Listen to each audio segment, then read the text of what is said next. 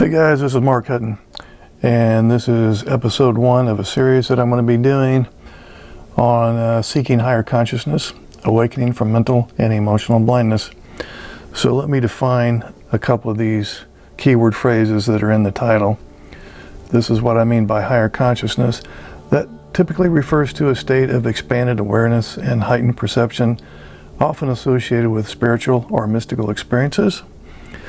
It can involve a greater understanding of oneself, one's place in the world, and the interconnectedness of all things. It's often described as moving beyond the limitations of the ego and experiencing a sense of unity or oneness. And now let me define what I mean by mental and emotional blindness. Awakening from this blindness, and sometimes this is referred to as alexithymia, involves recognizing and understanding one's own emotions, which can be challenging for people on the autism spectrum.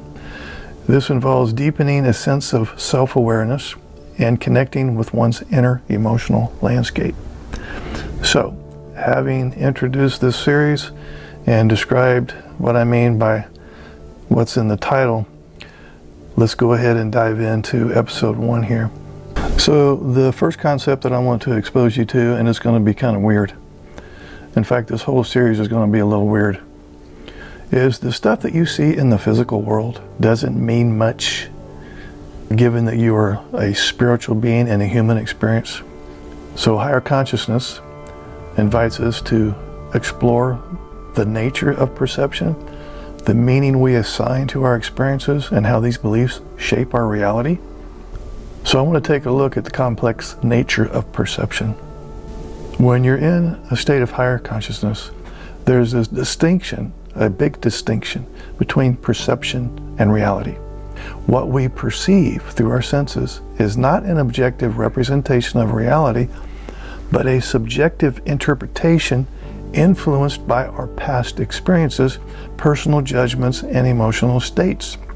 When we say to ourselves, "Nothing I see in the physical world means much to me," we are inviting ourselves to step back and recognize that our interpretations of our surroundings are colored by our ego and not necessarily reflective of any absolute truth. And at this point, we probably should give a brief definition of ego. Ego is a little part of your psychology, for the lack of a better term, that wants to view itself as separate, as threatened, and always in a state of survival and on guard. It's paranoid, it's hypersensitive, it puts you in a state of defensiveness much of the time. So, nothing that you see in the physical world means much, again, since you're largely a spiritual entity in a physical world. For instance, consider standing in a room filled with familiar objects. There's a couch that hosted countless conversations. There's some pictures that evoke memories of loved ones, and there's a piece of furniture that signifies comfort. So while these items may seem loaded with personal significance, higher consciousness views them with fresh eyes, recognizing that they're just as inert as any other object until we imbue them with meaning. Now, I want to talk about the illusion of meaning. Our tendency to assign meaning stems from psychological conditioning.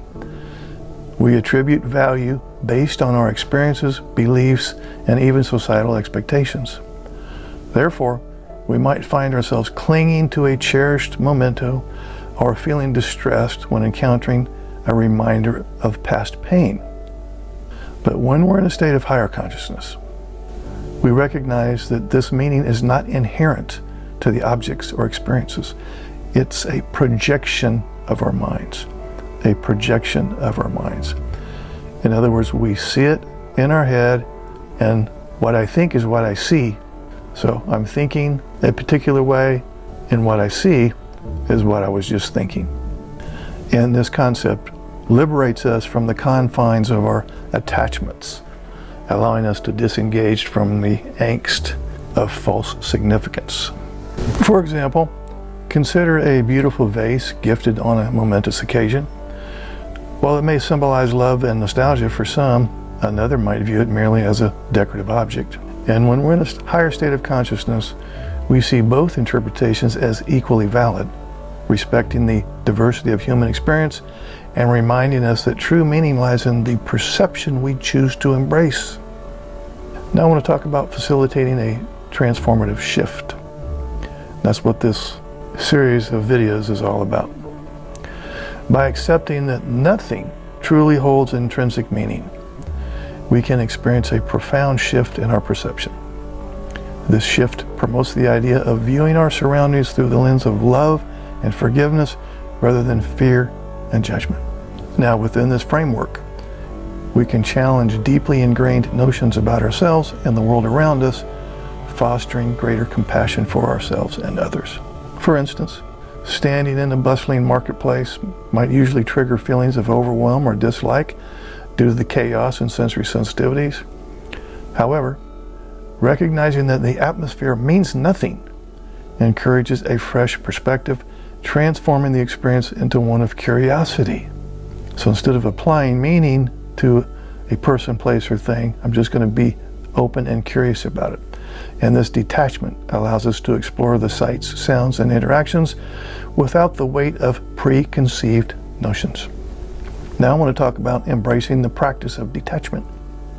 And when I say detachment, I don't mean it in the sense of being aloof or unfeeling, but rather engaging with our environment without clinging to emotional investments or ascribing excessive significance to events and objects. Detachment enables a healthier approach to life, cultivating a mental space where we can observe without immediate reaction or judgment. For example, imagine encountering a familiar location associated with past heartache. Instead of succumbing to the swirl of memories and emotions, we can practice viewing it as it is. It's just a location detached from the narratives we associate with it. And this practice can lead to a lighter, more liberated experience of life, offering a hopeful perspective on the potential for transformation. Now we're moving towards enlightenment. Next, I want to talk about discovering profound meaning. Again, higher consciousness encourages us to seek deeper, authentic meaning that transcends the surface layers of physical existence. By relinquishing the identities and stories we cling to and viewing situations with openness and curiosity, we create space for transformative insights and genuine connections. Imagine a moment of quiet reflection in a bustling cafe, where the chatter around you fades into white noise. In this moment of stillness, free from judgment, you might notice the laughter shared among friends or the warmth of sunlight filtering through the window. And these observations, liberated from burdensome interpretations, unveil the beauty and interconnectedness of all experiences. So, in summary, in a state of higher consciousness, we come to recognize that nothing that we see, or very few things that we see in the physical world, mean much. And as such, we are invited to re-examine our perceptions and the meanings we ascribe to our experiences. By embracing this perspective, you can liberate yourself from the ego's grip, which often demands attachment and significance, leading to a more profound understanding of love, connection, and the nature of reality itself. Would you like to schedule a paid private coaching session? This will be in the form of a face-to-face Zoom call. Underneath any of my videos, you'll see this Calendly link. If you click on that link, it'll open up my calendar. You can pick the available days and times that works for your schedule. You'll get a follow-up email immediately after purchasing a session that will have the Zoom link that coincides with the day and time that you picked. I will get an email too that you scheduled a session, and I will be available on that exact day and time, and we will talk. I look forward to working with you.